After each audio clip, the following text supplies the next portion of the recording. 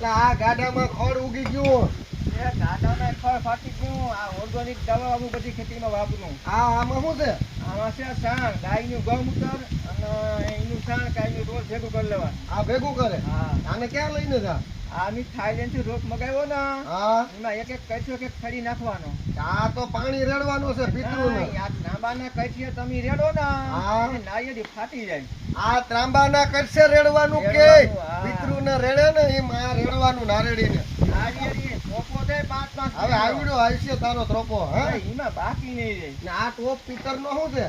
ઈ કે હા અમુક જે નાળિયેરી નું આવતી હોય ને, હા. આ આટલું નાખવાનું. પિતરના ટોપી નબળી નારેડીને. ઓ એટલે ઈ ફાટી જાય. ન્યા છે ને તોળસો ભરવાયું છે. આ આખું બેરલ ભર્યું ને આનું સાણનું. બેરલો સાણનું આખું.